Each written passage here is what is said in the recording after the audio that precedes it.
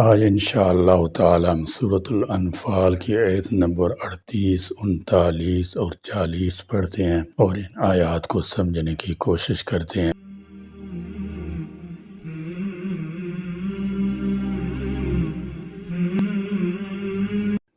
اعوذ باللہ من الشیطان الرجیم، بسم اللہ الرحمن الرحیم۔ قل للذین کفروا ان ینتہوا یغفر لهم ما قد سلف وَإِن يَعُودُوا فَقَدْ مَضَتْ سُنَّةُ الْأَوَّلِينَ وَقَاتِلُوهُمْ حَتَّى لَا تَكُونَ فِتْنَةٌ وَيَكُونَ الدِّينُ كُلُّهُ لِلَّهِ فَإِنِ انتهوا فَإِنَّ اللَّهَ بِمَا يَعْمَلُونَ بَصِيرٌ وَإِن تَوَلَّوْا فَاعْلَمُوا أَنَّ اللَّهَ مَوْلَاكُمْ نِعْمَ الْمَوْلَىٰ وَنِعْمَ النَّصِيرُ۔ قل کہہ دیجئے للذین ان لوگوں سے جنہوں نے کفروا کفر کیا، ان اگر ینتہوا وہ باز آ جائیں، یغفر لہم تو بخش دیا جائے گا انہیں۔ فرمایا قل للذین کفروا ان ینتہوا یغفر لہم، نہا ینہا منع کرنا، اور انتہا ینتہی بعد آ جانا۔ بعد آ جانے کا مطلب مسلمان ہونا ہے، جس طرح حدیث میں بھی ہے جس نے اسلام قبول کر کے نیکی کا راستہ اپنا لیا، اس سے اس کے گناہوں کی باز پرس نہیں ہوگی جو اس نے جاہلیت میں کی ہوں گے، اور جس نے اسلام لا کر بھی برائی نہ چھوڑی اس سے اگلے پچھلے سب عملوں کا مواخذہ ہوگا۔ ایک اور حدیث میں ہے الاسلام یجب ما قبلہ، اسلام ما قبل گناہوں کو مٹا دیتا ہے، ما جو کچھ قد تحقیق سلفا پہلے گزر چکا، وَإِن اور اگر یعودو وہ دوبارہ ایسا ہی کریں گے، فقط تو تحقیق مضت گزر چکی ہے، سنت ہماری سنت الاولین پہلے لوگوں میں۔ اس آیت میں اللہ تعالیٰ نے بتایا کہ عذاب کی ان تمام وعیدوں کے باوجود امید کا دروازہ کھلا ہے، چنانچہ نبی رحمت صلی اللہ تعالی علیہ وسلم کو حکم ہوا کہ آپ ان منکروں سے کہہ دیں کہ اب بھی اگر وہ عناد کفر سے باز آ جائیں، اسلام میں داخل ہو جائیں اور ایک اللہ کی عبادت اور نبی صلی اللہ تعالی علیہ وسلم کی اطاعت اختیار کر لیں تو ان کے پہلے قصور معاف کر دیے جائیں گے۔ عمر بن العاص رضی اللہ تعالیٰ فرماتے ہیں کہ جب اللہ تعالیٰ نے میرے دل کو اسلام کی طرف مائل کیا تو میں نے نبی کریم صلی اللہ تعالی علیہ وسلم کی خدمت میں حاضر ہو کر عرض کیا اپنا دایاں ہاتھ پھیلائیے کہ میں بیعت کروں۔ آپ صلی اللہ تعالی علیہ وسلم نے اپنا دایاں ہاتھ پھیلایا تو میں نے اپنا ہاتھ پیچھے ہٹا لیا۔ آپ صلی اللہ تعالی علیہ وسلم نے فرمایا عمر تمہیں کیا ہوا؟ میں نے عرض کیا میں ایک شرط کرنا چاہتا ہوں۔ فرمایا کس چیز کی شرط کرنا چاہتے ہو؟ میں نے کہا یہ کہ مجھے بخش دیا جائے گا۔ آپ صلی اللہ تعالی علیہ وسلم نے فرمایا کیا تمہیں معلوم نہیں کہ اسلام اپنے سے پہلے گناہ گرا دیتا ہے اور ہجرت اپنے سے پہلے گناہ گرا دیتی ہے اور حج اپنے سے پہلے گناہ گرا دیتا ہے۔ بعد آ جانے میں یہ بھی شامل ہے کہ اسلام لا کر اپنی حالت بھی بدلیں۔ حضرت ابن مسعود رضی اللہ تعالی عنہ فرماتے ہیں کہ ایک آدمی نے کہا یا رسول اللہ صلی اللہ علیہ وسلم کیا ہم نے جو کچھ جاہلیت میں کیا اس پر ہمارا مواخذہ ہوگا؟ آپ صلی اللہ تعالی علیہ وسلم نے فرمایا جو اسلام میں اچھے عمل کرے گا تو اس سے جاہلیت میں کیے ہوئے اعمال کا مواخذہ نہیں ہوگا، اور جس نے اسلام میں برے عمل کیے وہ پہلے اور پچھلے اعمال کے ساتھ پکڑا جائے گا۔ وَقَاتِلُوهُمْ اور تم ان سے لڑو حتیٰ یہاں تک کہ لا تکونا نہ رہے فتنتن کوئی فتنہ۔ فرمایا وقاتلوہم حتیٰ لا تکون فتنہ، فتنتن کے لفظ میں نے آگ میں تپانے اور آزمانے کے ہیں۔ اس کا مطلب یہ ہے کہ اس وقت تک کفار سے لڑتے رہو جب تک کسی شخص کے اسلام لانے پر مشرکوں کی اسے ستانے اور آزمائش میں ڈالنے کی قوت ختم نہیں ہو جاتی اور تمام دنیا سے شرک کا غلبہ ختم نہیں ہو جاتا۔ اس لیے صحیح احادیث میں فتنہ کا معنی شرک بھی آیا ہے، مگر اس سے مراد زبردستی مسلمان بنانا اور مشرکین کفار کو ختم کرنا نہیں۔ فرمایا لا اکراہ فی الدین، دین میں کوئی زبردستی نہیں، کیونکہ پھر کفار کے جزیہ دینے کی نوبت ہی نہیں آ سکتی،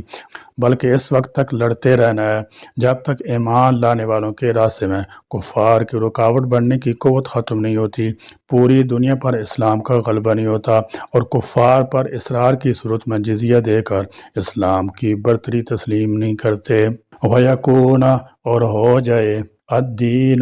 دین کلہ سارے کا سارا للہ اللہ ہی کا، فَإِن پھر اگر انتہو وہ کافر بعد آ جائیں، فَإِنَّ تو بے شک اللہ بما ساتھ اس کے جو یعملون وہ عمل کرتے ہیں بصیر خوب دیکھنے والا ہے۔ فتنہ کا لفظ بڑا وسیع المعنی ہے اور یہاں اس کا مفہوم اسلام کے خلاف ہر وہ معاندانہ کوشش ہے جو اسلام کی راہ میں رکاوٹ بن رہی ہو۔ ایسی رکاوٹ کو راستے سے ہٹانے اور اسلام کی راہ صاف کرنے کا نام جہاد فی سبیل اللہ ہے۔ اب ان معاندانہ سرگرمیوں کی بھی دو قسمیں ہیں، ایک یہ کہ جہاں مسلمان رہتے ہوں وہاں کے کافروں نے شرعی احکام بجا لانے کی راہ میں رکاوٹیں پیدا کر دیں یا ان پر عرصہ حیات تنگ کر دیں، اور دوسری قسم یہ ہے کہ مسلمان اپنی جگہ تو آزاد ہوں مگر دوسروں تک اسلام کی آواز پہنچانے میں رکاوٹیں کھڑی کر دی جائیں۔ اسلام ان دونوں صورتوں میں جہاد کا حکم دیتا ہے۔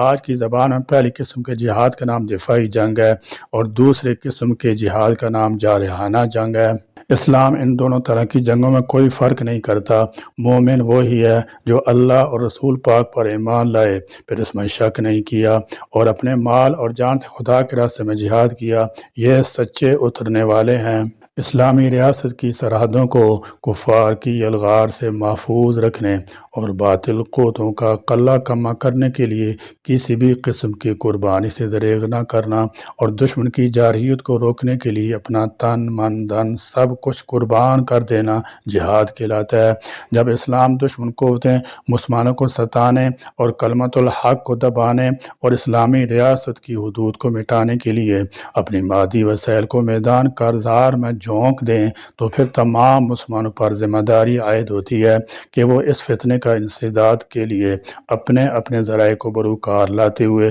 دشمن کے مقابلے کے لیے تیار ہو جائیں اور اپنی اس مذہبی ذمہ داری سے عہدہ برآ ہونے کے لیے اپنی جان و مال، اولاد، عزیز و اقارب کی زندگیوں کی بھی پرواہ نہ کریں اور دشمن سے ٹکرا جائیں۔ ان حالات میں جہاد ایمان کی علامت قرار پاتا ہے، جیسا کہ اللہ تعالیٰ قرآن کریم میں ارشاد فرماتا ہے، مومن وہی ہیں جو اللہ اور رسول پاک پر ایمان لائیں پھر اس میں شک نہیں کہ اپنے مال اور جان سے خدا کے راستے میں جہاد کیا، یہ سچے اترنے والے ہیں۔ مسلمانوں کی کوئی جنگ بھی بے مقصد نہیں ہوتی، وہ بلا وجہ کسی کا خون نہیں بہاتے، کسی شہر، بستی، قصبے اور آبادی کو ویران نہیں کرتے، بلکہ ان کا مقصد محض اعلاء کلمت الحق اور اسلامی قدروں کا تحفظ ہوتا ہے۔ وہ قومیں جن جنگی جنون ہوتا ہے انہیں راہ راست پر لانے کے لیے مسلمان ضرورت کے وقت جہاد کی راہ اپناتے ہیں۔ اسلامی تاریخ اس بات کی شاہد ہے کہ مسلمان سپہ سالار اسلامی عساکر کو جب بھی دشمن کے مقابلے کے لیے بھیجتے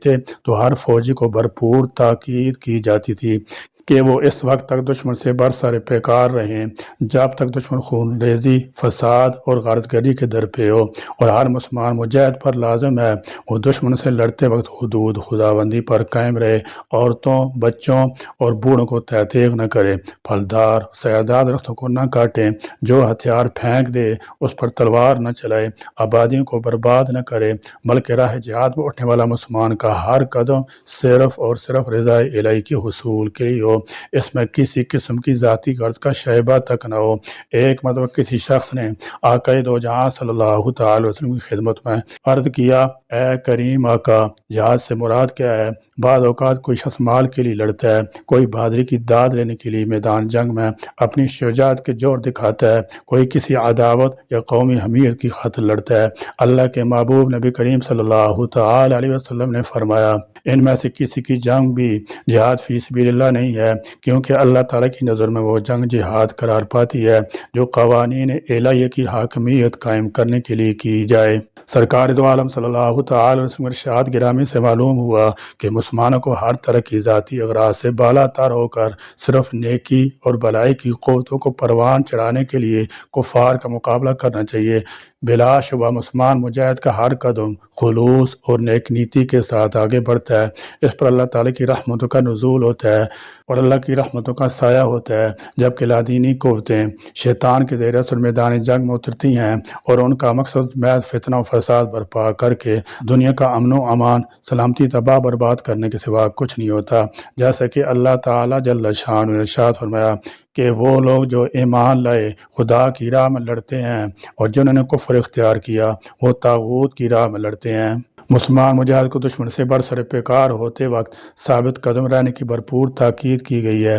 جیسے کہ ارشاد ربانی ہے کہ اے ایمان والو، جب تم کسی گروہ سے ٹکرا جاؤ تو ثابت قدم رہو، کیونکہ دشمن کے مقابلے میں کسی قسم کمزوری کا اظہار اس کے فاسد ارادوں کی تقویت کا باعث بنے گا۔ اس لیے ایک اور مقام پر قرآن مجید نے ارشاد فرمایا، اے ایمان والو، کفار سے لڑو جو تمہارے آس پاس ہیں اور وہ تمہارے اندر سختی پائیں، اور جان لو کہ بے شک اللہ پرہیزگاروں کے ساتھ ہے۔ اس آیت مقدسہ میں اس حقیقت کو واضح کیا گیا ہے کہ کفار کا مقابلہ کرتے وقت انہیں یہ محسوس نہ ہونے دیں کہ تمہارے اندر کوئی کمزوری پائی جا رہی ہے، بلکہ تمہارے انداز جنگ سے کفار کو یہ احساس ہو کہ مسلمان مجاہدین بہت سختی پر اترے ہوئے ہیں اور ان کا یہ جذبہ جہاد نیست و نابود کر دے گا۔ میدان جنگ میں شدت کے وقت اظہار کو بھی معیار تقویٰ قرار دیا گیا ہے۔ مسلمانوں کے جذبہ جہاد کو جلا بخشنے اور ان کو طاقتور دشمن کے سامنے سینہ سپر ہونے کا حوصلہ عطا کرنے کے لیے انہیں خوشخبری سناتے ہوئے اللہ تعالیٰ ارشاد فرماتا ہے، اے نبی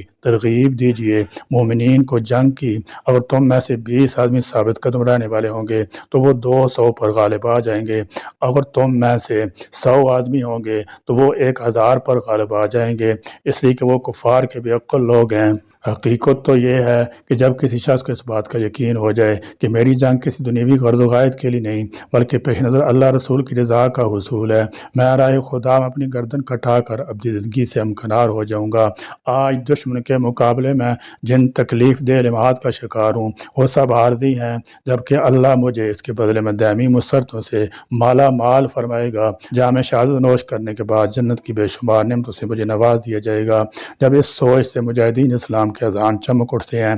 تو میدان کارزار میں ان کے اندر ایک ولولہ پیدا ہو جاتا ہے کہ وہ طاقتور سے طاقتور دشمن کی بھی پرواہ نہیں کرتے اور بھرپور حوصلے کے ساتھ آگے بڑھتے چلے جاتے ہیں اور دشمن کی صف میں گھس کر انہیں تہس نہس کر دیتے ہیں۔ اس لیے اسلامی ریاست کے حکمرانوں سے لے کر وہاں کی عوام تک کی یہ مذہبی ذمہ داری ہو جاتی ہے کہ وہ جذبہ جہاد کو ہمیشہ ہمیشہ کے لیے زندہ رکھیں اور دشمن کی الغار کو روکنے کے لیے ہر لمحہ جنگی ساز و سامان بھی تیار کرتے رہیں، کیونکہ جہاد فی سبیل اللہ کی تعریف ہی یہ ہے، وَكَلِمَةُ اللَّهِ هِيَ الْعُلْيَا وَاللَّهُ عَزِيزٌ حَكِيمٌ، یعنی اللہ کے کلمہ کا بول بالا ہو، اور یہ اسی صورت میں حاصل ہو سکتا ہے کہ ہر طرح کی رکاوٹ یا فتنہ کا قلعہ کما کر دیا جائے۔ وَإِنْ، اور اگر تولوا وہ منہ پھیریں، فَاعْلَمُوا تو جان لو، ان بے شک اللہ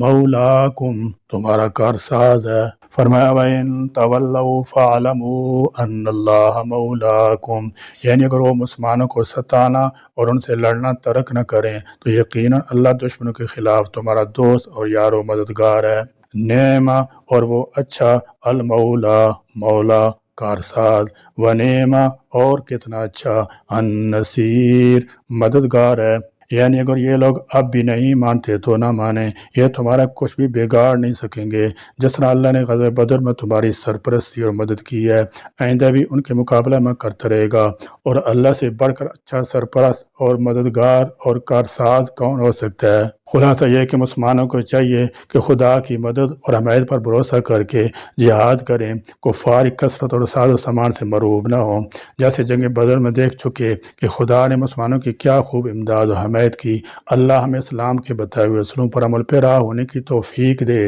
اپنے حبیب پاک صلی اللہ تعالی علیہ وسلم کی وسیلے سے عطا فرمائے، اور ملک پاکستان کی سرحدوں کی حفاظت فرما کر اسے گہوارہ امن آشتی بنائے۔ آمین۔ وآخر دعوانا الحمدللہ رب العالمین۔